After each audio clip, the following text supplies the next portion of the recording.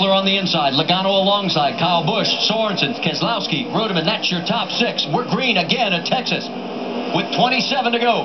Now let's watch the top side of this racetrack now with Logano on the outside here. Well, Joey Logano did a great job of kind of anticipating that start with Leffler. He didn't meet him to the line, but he had the momentum once they crossed the line.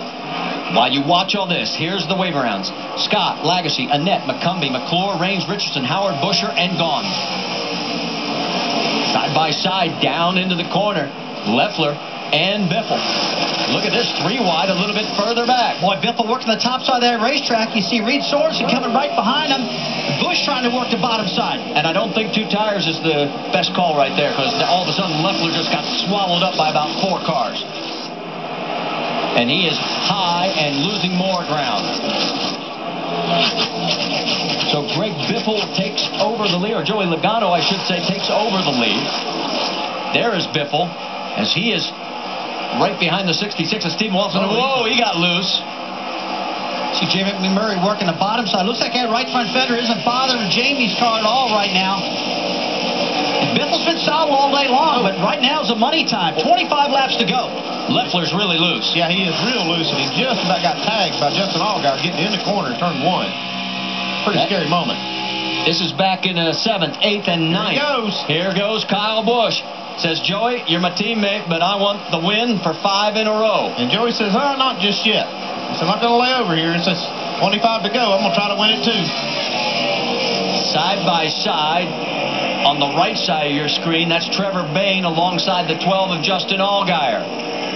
Leffler goes high. He's going to lose 2 more spots. Kyle has cleared Joey, so again he is back into the race lead. We've had 8 leaders, 12 different lead changes.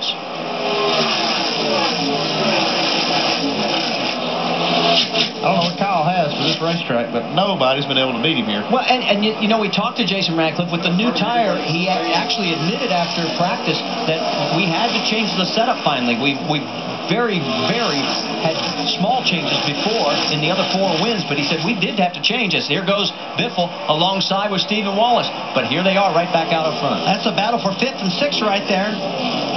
Biffle just takes over the 5th spot from Steve. Steve puts Steve back to 6th, and you see Harvick on the bottom right now. He's overcome that lesser quarter-panel damage. He's getting back in a hunt right now. And so here comes McMurray in the 88 on board with Harvick. Boy, you hear that tinging right there in it. That's the tailpipes touching the ground. Pretty rough through turns 1 and 2 here at Texas. You can hear Kevin's car bottoming out just a little bit there. Yeah, these are some of the fastest lap times that we've seen all day long. The leaders are running well down in the 29-second bracket.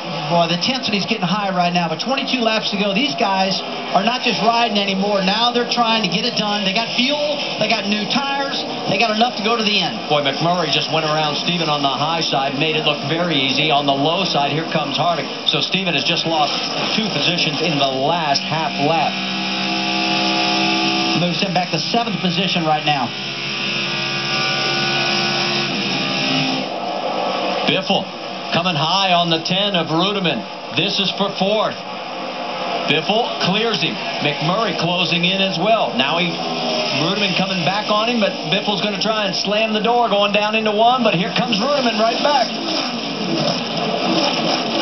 He had him cleared for just a brief moment, and then all of a sudden, here comes Rudeman, and they're going to go side by side, and right behind him, you've got Harvick and the 88 of McMurray. And boy, when they get side by side like this, Marty, that car at the bottom, I'm telling you, they get loose big time. But this is the point of the race where they're going to do it. Rudeman, the 5th different driver in that number 10 in the last 5 races.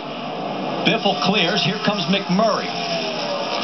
Harvick looks like he's going to have to go to the high side. He's been wanting to bottom feed all day. Of course, Kevin loves it down there whenever he can get there and have the car run well, but he's going to go up high now. Right now, he's just looking for anywhere he can pass it. Oh, just about tags the wall coming off 2. We talked about it so many times, how turn 2, you just fall off there as you exit that corner. Here they are, 3 wide now. And now he's got his hands full from behind. Brad Keselowski. See that 22 car, he's coming. Yes, sir. He gets around the 10. So Rudeman all of a sudden is going backwards. He's dropped to 8. You're not missing anything up front. Kyle Busch still in control by 0.3 of a second. He's now led 135 laps and counting.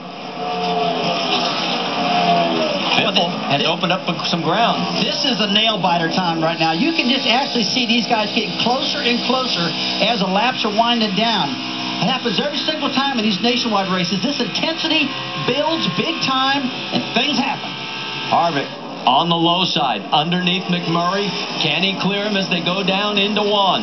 Are you able to find something as a driver when it gets down to these last 20 laps? Something that you haven't done all day. Can you find it? Yeah, I got to change lanes. I just got to go somewhere where they're not running. If they're on the bottom, Andy, I got to go to the top, use that momentum, try to keep this motor wound up. If you get locked behind them, you're going to lose that downforce, and you can't pass them.